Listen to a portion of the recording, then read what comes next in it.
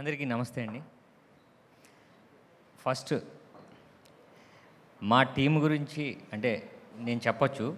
అయితే ఫస్ట్ నేను పిలవగానే వచ్చిన అతిథులు చాలామంది మా టీంని అంతా ఆశీర్వాదానికి వచ్చిన మా వెల్ విషర్స్ అందరికీ thank you so much sir. Thank you so much.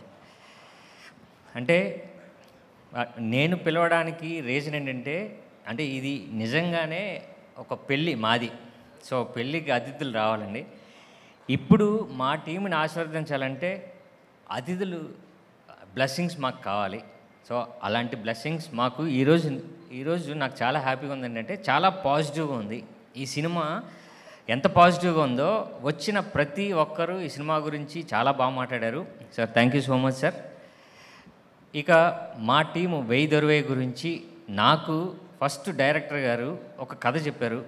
అరే ఈ కథ నాకు ఉపయోగపడుతుంది, మళ్ళీ కమ్బ్యాక్ ఫిల్మ్ అవుతుంది, నా బాడీ లాంగ్వేజ్కి నాకు తగ్గ ఫిల్మ్ అవుతుంది. దాంతోపాటు ఈ సినిమా చిన్న పర్పస్ ఉంటుంది, ఊరికనే ఎంటర్టైన్మెంట్ కాదు, ఒక మంచి విషయం చెప్తాం కాబట్టి నాకు ఉపయోగపడుతుంది అని ఈ సినిమా నాకు మంచి కథని ఇచ్చిన డైరెక్టర్ గారికి thank you so much sir.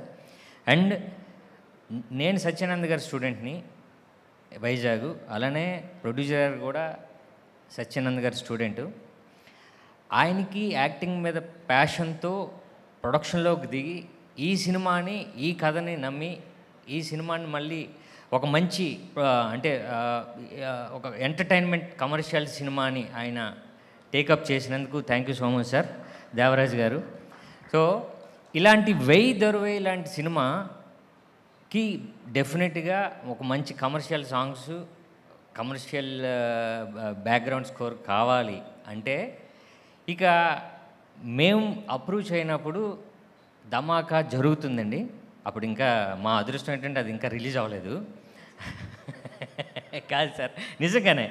But నాకు సినిమా సాంగ్స్ అంటే హీరోకి ఒక ఎంటర్టైన్మెంట్ అంటే ఒక ఇంట్రొడక్షన్ సాంగు, లేకపోతే ఒక కమర్షియల్ సాంగ్స్తో పాటు ఒక మంచి గుర్తుండిపోయే సాంగ్ కూడా ఈ సినిమాకి ఎప్పుడు అవసరం అవుతుందండి. ఎప్పుడు డ్యాన్సే కాదు, ఒక ఎమోషనల్ సాంగ్ కూడా.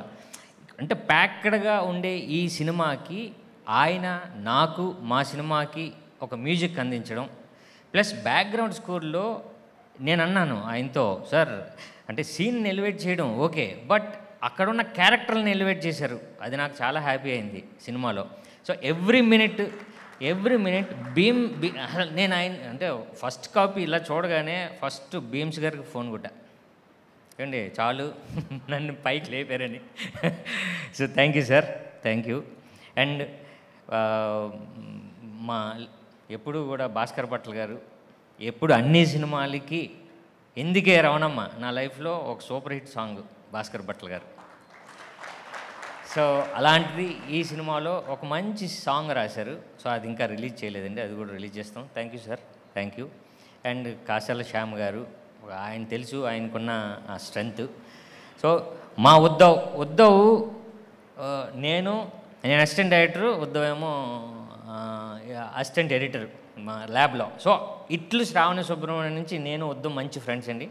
సో అలాగా ఆయన మన మారుతి గారు అన్ని ఫిల్మ్స్ ఆయనే, కమర్షియల్ ఫిల్మ్స్ అన్నీ ఆయనే చేశారు. ఎప్పుడైతే ఉద్ధవ్ మా సినిమాలోకి వచ్చారో నాకు హ్యాపీ, అమ్మ ఎడిటర్ హ్యాపీ, అంటే నా ఫ్రెండ్ ఈ సినిమాకు పనిచేస్తున్నారు. సో క్రూ అంతా చాలా హెల్దీగా జరిగిందండి. సో బేసిక్గా ఈ సినిమాలో నేను ఎంత అందంగా ఉన్నాను ట్రై చేశారంటే అది మా కెమెరామ్యాను. సో ఈ క్రూ నన్ను నిలబెట్టడం గురించే, వాళ్ళు నిలబడ్డం కాదు సార్, ఈ సినిమా నన్ను నిలబడ్డం గురించి వీళ్ళందరూ నాకు సపోర్ట్ అయ్యారు అని నాకు తెలిసి, అంటే ఆ దేవుడు సహాయం చేశాడని నేను అనుకుంటున్నాను. సో కమర్షియల్గా ఇంత మంచి క్రూ, ఇంత మంచి కథ, ఇంత మంచి డైరెక్టర్, ప్రొడ్యూసర్, ఇంతమంది టెక్నీషియన్స్ నాకు ఉపయోగపడడానికే వచ్చారు 100%.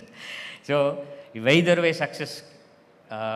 సో అందరూ ఈ సినిమాని ఎంజాయ్ చేస్తారండి. ఒక 80% కామెడీ ఫిల్మ్ రా అని అనుకునే లోపు ఒక మంచి ఆలోచింపజేసే సినిమా అవుతుంది. అరే అవును మనం విన్నాం కదా, మనకి ఇలా జరిగింది కదా, అవును ఇలా ఉండకూడదు అనే ఒక మంచి ఎమోషన్ ఈ సినిమాలో ఉంటుంది.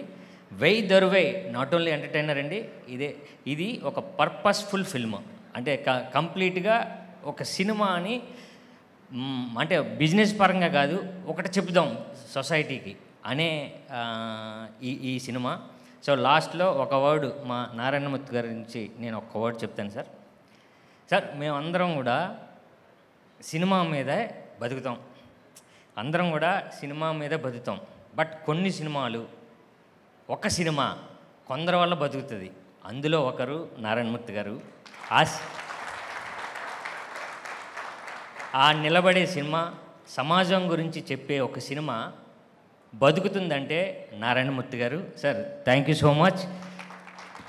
అంటే మీరు ఎక్కువ అది ఇష్టపడరు, బట్ మీ గురించి సందర్భం వచ్చినప్పుడు చెప్పాలి కాబట్టి ఒక సినిమా నిలబడుతుందంటే అది మీ వల్ల. Thank you so much sir. So మమ్మల్ని ఆశీర్వదించుకొచ్చిన అందరినీ ధన్యవాదాలండి. March 15th అంటే ఒక 3 daysలో ఈ సినిమా రిలీజ్ అవ్వబోతుంది. సో మీరు డెఫినెట్గా ఎంజాయ్ చేస్తారు.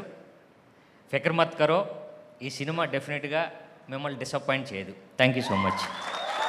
So thank you so much.